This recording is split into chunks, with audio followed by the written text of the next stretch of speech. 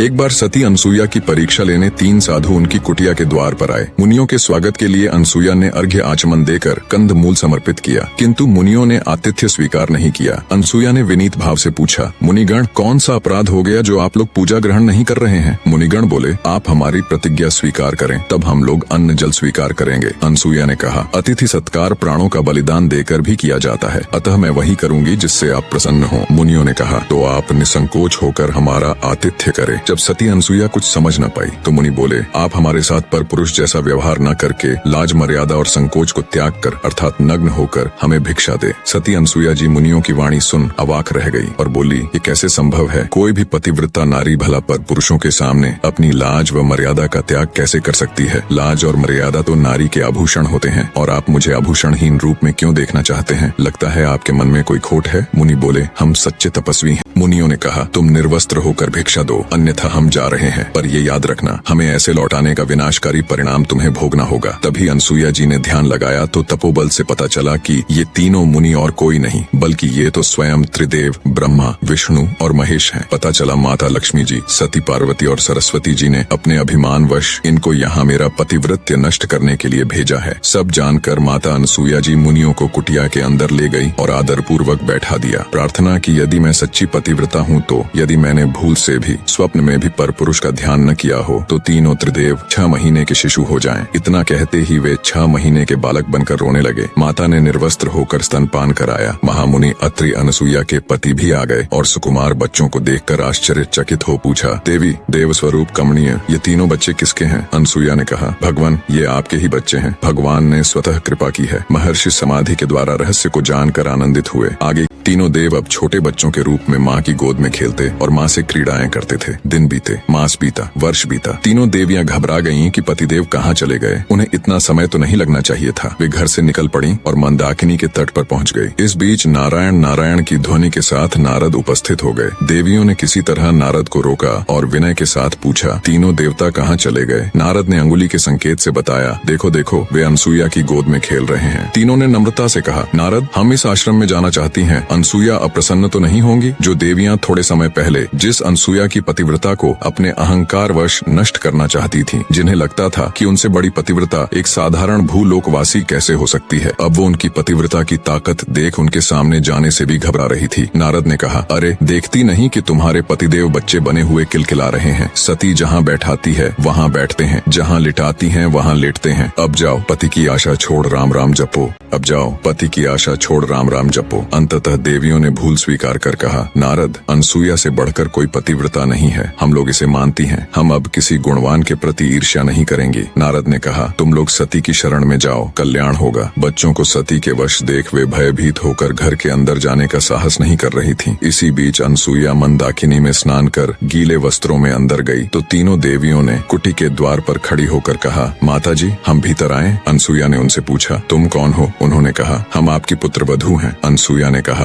बहुओं को घर में आने के लिए क्या पूछना, तुम्हारा ही घर है, चलिए आओ। लज्जा से नम्रमुखी होकर तीनों ने प्रवेश किया और अनसुईया के पैर छुए। इतने में अत्रि ऋषि आ गए। वे तीनों घूंघट डालकर एक और बैठ गईं। महर्षि ने पूछा, देवी, ये तीनों कौन हैं? देवी ने कहा, ये तीनों आपकी पुत्र वधुएं हैं। देवी, तुम तो बड़ा कौतुक करती हो, अब बड़ी बहुएं भी आ गईं। अत्रि ने आश्चर्यपूर्वक कहा। तीनों देवियों ने सती के पैर पकड़े और कहा, क्षमा करें और हमारे पति हमें प्रदान करें। अनसुईया ने कहा, मैं कब मना कर रही हूँ, गोदी में उठाकर ले जाओ। तब तीनों ने प्रार्थना की, माँ, अब और अधिक लज्जित न करें। यह सुनकर देवी का हृदय द्रवित हो गया और उन्होंने पुनः पतिव्रता धर्म के बल से उन्हें यथावत कर दिया और उठकर तीनों देवों की वंदना की और पूजन किया। देवताओं ने कहा, पतिव्रते, हम तुम्हारे पतिव्रत्य से संतुष्ट हैं, वर मांगो। माता अनसुईया ने कहा, आप मेरे पुत्र हो जाएं। तीनों ने तथास्तु कहा। यही देव बाद में पुत्र के रूप में उत्पन्न हुए। पति को परमेश्वर मानकर अपनी समस्त इच्छाओं को पति की इच्छा में विलीन कर जो नारियां जीवन यापन करती हैं, उनके लिए संसार में कुछ भी असाध्य नहीं है। अनसुईया जी से जुड़ी एक और कथा है जिससे उनकी पतिव्रता शक्ति का पता चलता है। एक बार जब पृथ्वी पर पतिव्रता शांडिली के कारण 10 दिन तक सूर्योदय नहीं हुआ था, तब माता अनसुईया जी ने देवताओं के आग्रह करने पर पतिव्रता शांडिली की मदद कर भीषण त्रासदी को टाला था।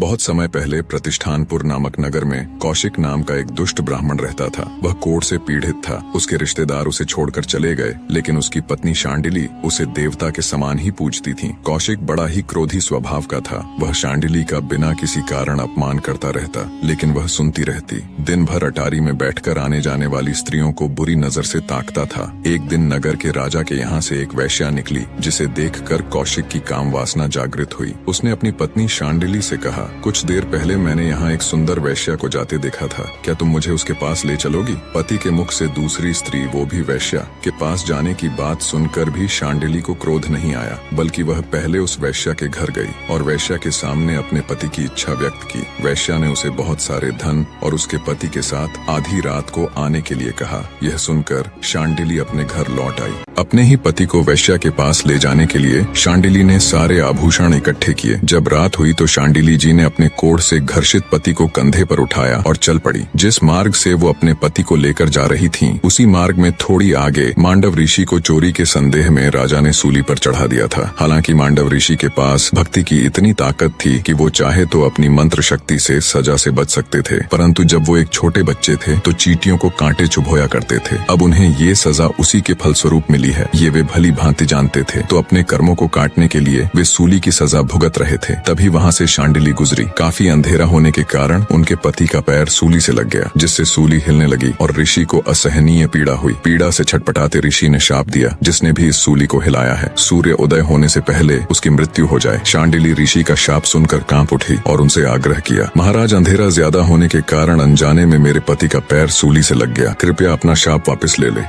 तब गुस्से में ऋषि मांडव को ललकारते हुए शांडिली ने कहा, हे ऋषिवर, या तो आप अपना दिया श्राप वापस ले लें, अन्यथा कल सूर्योदय नहीं होगा। इतना कह शांडिली फिर से अपने पति को उठा वैश्या के घर की तरफ चल दी। उस पतिव्रता के कही गई वाणी बिल्कुल सत्य हुई और अगले दिन सूर्य नहीं निकला। उससे अगले दिन भी नहीं और उससे अगले दिन भी नहीं। ऐसे ही 10 दिन बीत गए। पृथ्वी पर त्राही त्राही मच गई। पृथ्वी वासियों के साथ साथ सारा देवलोक भी चिंतित हो उठा। ऐसे तो पृथ्वी की गति रुक जाएगी, ऋतुएं रुक जाएंगी, पृथ्वी का नाश हो जाएगा। तब उनकी चिंता देख ब्रह्मा जी बोले, शांडिली की पतिव्रता का तेज ही ऐसा है कि सूर्योदय नहीं होगा, पर इसका एक रास्ता है। सबको मिलकर अत्रि ऋषि की पत्नी अनसुया जी के पास जाना चाहिए, अब वो ही कुछ कर सकती है। सभी चिंतित देवगण मिलकर अनसुया के पास गए और सारा वृतांत कह सुनाया और याचना की कि अब आप ही हमारी मदद कर सकती हैं। सभी देवताओं की याचिका सुन माता अनसुया जी शांडिली के पास गई और उनसे कहा, आप सूर्य को उदय होने दें। मैं वचन देती हूँ कि अपनी पतिव्रता शक्ति से तुम्हारे पति को फिर से जिंदा